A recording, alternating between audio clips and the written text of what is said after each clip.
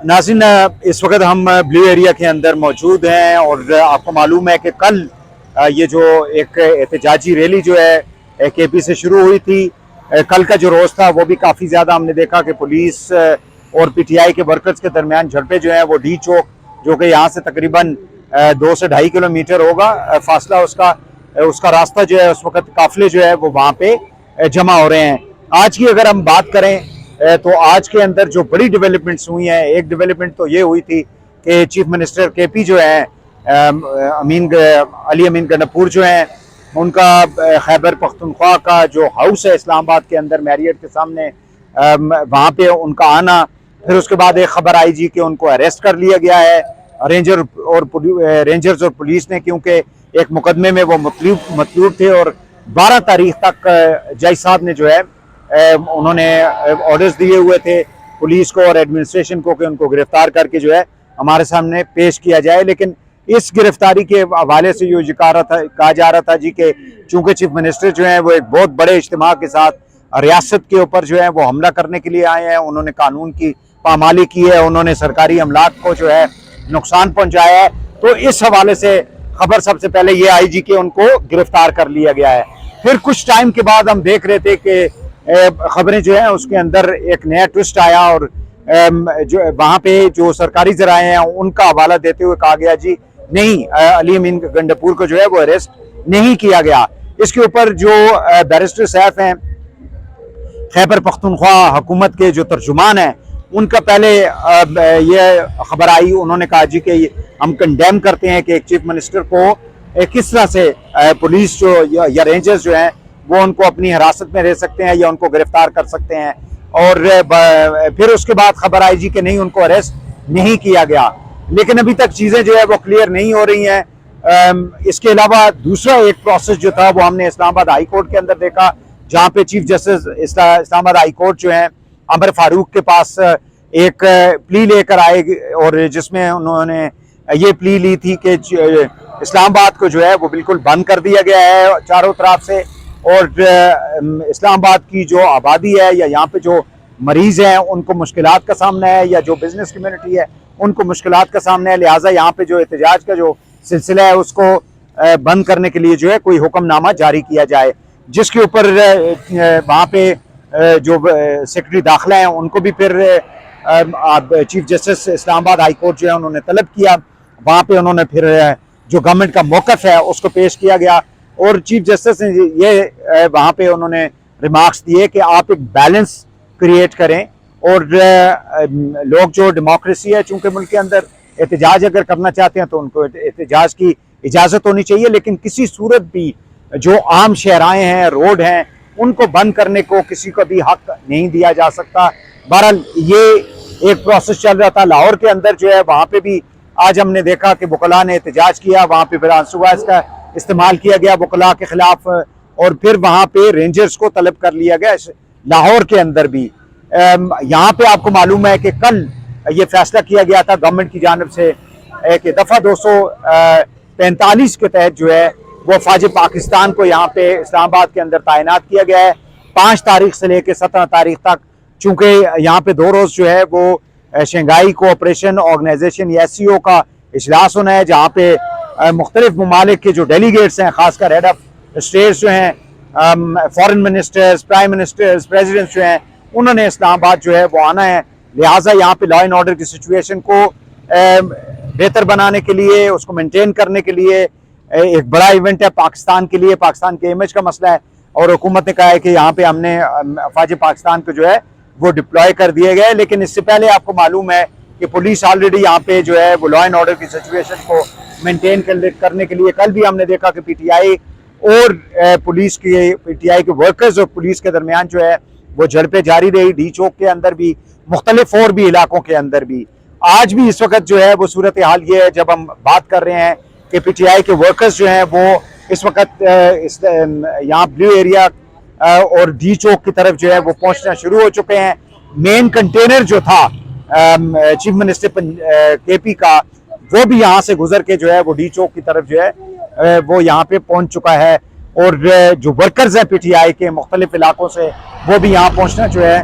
पहुँच रहे हैं वो। अब देखना यह है कि हुकूमत जो है, जो हुकूमत ने यह फैसला किया था, मोहसिन नकवी जो वज़ीर दाखिला है और यहाँ के IG जो थे, कि किसी सूरत भी किसी को यहाँ पे एहतजाज करने की हम इजाज़त नहीं देंगे। और गवर्नमेंट जो प्ली ले रही है वो ये ले रही है कि जो लोगों को हम अरेस्ट किया है उसमें तकरीबन 120 के करीब, वो कहते हैं जी उसके अंदर अफगान शहरी भी शामिल हैं, या जैसे कहा यह जाता है कि ज़राए से कि पेशावर से भी जो काफिला आया था उसके अंदर भी कुछ अफगान शहरी जो हैं वो उसके अंदर शामिल थे। दूसरा ये कहा गया जी कि मुसल्लह अफराद उसके अंदर शामिल है। तीसरा ये कहा गया कि चूँकि SCO की यहाँ पे इजलास हो रहा है, लिहाजा PTI के जो लोग हैं वो इस इजलास को ख़राब करने की कोशिश करना चाह रहे हैं। फिर उसके अलावा ये कहा गया कि इस वक्त पाकिस्तान की जो मईशत है वो बेहतर हो रही है। रिसेंटली IMF ने पाकिस्तान को जो है $7 बिलियन का जो एक कर्जा है, स्टैंड बाय अरेंजमेंट का प्रोग्राम जो है उसको अप्रूव किया है। लिहाजा पाकिस्तान की जो मईशत है वो बेहतरी की तरफ जा रही है और PTI जो है वो उसकी बेहतरी को रोकने की कोशिश की जाए। ये गवर्नमेंट के जो पॉइंट ऑफ व्यू है वो मैं आपके सामने रख रहा हूँ कि PTI इन तमाम मामलात के अंदर जो है वो एक अननेसेसरी ये सारा एहतजाज कर रही है। जबकि PTI का ये कहना है कि उनका जो यानी बानी चेयरमैन है Imran Khan, former prime minister, वो जेल के अंदर हैं। उनके लोगों को बगैर किसी वजह के जो है वो हिरासत में लिया जाता है, उनको गिरफ्तार किया जाता है, उनके खिलाफ जो है वो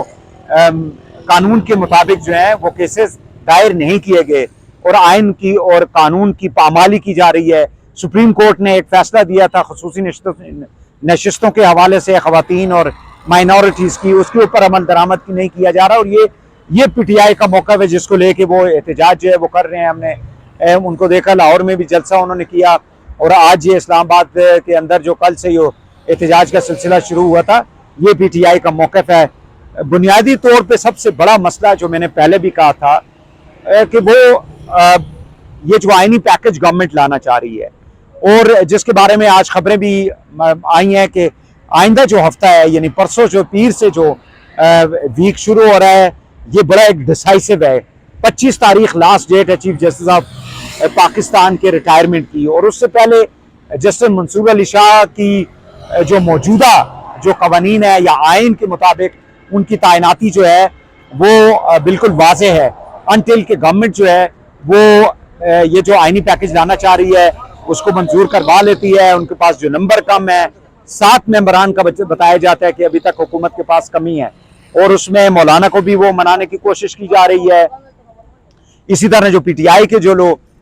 मेंबर्स हैं नेशनल असेंबली के, उनको भी मनाने की कोशिश की जा रही है। सेनेटर्स जो उनके पास कम है, 2 से 4 सेनेटर्स, उनको भी मनाने की कोशिश की जा रही है। तो ये दोनों जानिब से जो है वो इस वक्त स्ट्रगल जारी है। PTI की कोशिश है कि ये आइनी तरमीम ना हो, नहीं होगी तो सुप्रीम कोर्ट का जो स्ट्रक्चर है इस वक्त, जुडिशल स्ट्रक्चर, हमारा लीगल जो स्ट्रक्चर है वो उसी तरह कायम दायम रहेगा। और अगर इसके अंदर तब्दीली लाई जाती है, आप अगर आइन के अंदर तरमीम ले आते हैं तो फिर डेफिनेटली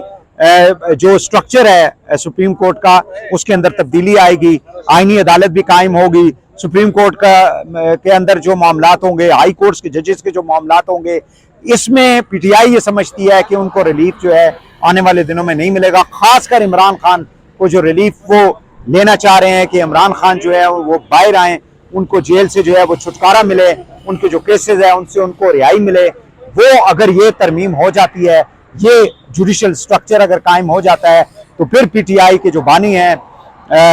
और बानी चेयरमैन और former prime minister Imran Khan जो है उनके लिए, उनकी पार्टी के लिए, उनके वो लोग जिनके खिलाफ केसेस हैं या जेलों के अंदर हैं, उनके लिए मुश्किलात जो हैं उनमें इजाफा होगा। ये बुनियादी तौर पे एक मसला है जिसकी वजह से सारी जो इस वक्त हमें जो गवर्नमेंट और अपोजिशन के दरमियान PTI और जो फेडरल गवर्नमेंट है या पंजाब गवर्नमेंट के दरमियान जो हमें एक तनाज़ा दिखाई देता है या एक डिसएग्रीमेंट दिखाई देता है, उसकी बुनियाद जो है वो फिर से मैं ये कहूँगा कि वो इमरान खान का जेल के अंदर रहना या उनकी पार्टी जो है इस वक्त जो ये समझती है कि उनको आइन और कानून के मुताबिक जो है वो ट्रीट नहीं किया जा रहा और वो ये समझते हैं कि अदलिया जो है या अदालतें जो हैं उनको रिलीफ दे सकती हैं, वो जो स्ट्रक्चर अगर चेंज हो जाता है तो वो रिलीफ जो वो मांगना चाहते हैं या चाहते हैं उससे शायद वो उनको नहीं मिल पाएगा। अब गंडापुर साहब का जो मामला है वो किस तरफ जाके बैठता है। मौजूदा जो इस वक्त इस्लामाबाद की जो सूरत हाल है, कंटेनर्स की बमबार है, लोग आ जा नहीं सकते। अभी एक शहरी हमसे मिला है कि हमारे बाहर के वीज़े थे, किसी मुल्क के, कुवैत के शायद उनके वीज़े थे। वो कहते हैं कि अगर आज हम ना पहुंचेंगे एयरपोर्ट के ऊपर और वीज़े अगर हम कलेक्ट ना पाएंगे तो वो एक्सपायर हो जाएंगे। इवन मंडे को भी मालूम नहीं है कि ये शहर खुल पाता है या नहीं पाता। तो इस तरह के कई लोगों के मसाइल हैं, मरीजों के मसाइल हैं, लोगों के जो है वो कारोबार के मसाइल हैं, स्टूडेंट्स, तमाम तालीमी इदारे जो हैं दोनों शहरों के वो बंद पड़े हुए हैं। सो अब अगर आप देखें तो लिटरली इस्लामाबाद जो आपका कैपिटल है वो स्टैंड स्टिल हुआ है। लिहाजा कोई ऐसी सिचुएशन क्रिएट करनी होगी गवर्नमेंट को भी और अपोजिशन को भी कि जिसके दरमियानी रास्ता कोई निकाला जाए और इस सूरत हाल से जो है वो आगे बढ़ा जाए, और उसमें इक़्तिदार की लालच जो है उससे बाहर निकलना पड़ेगा।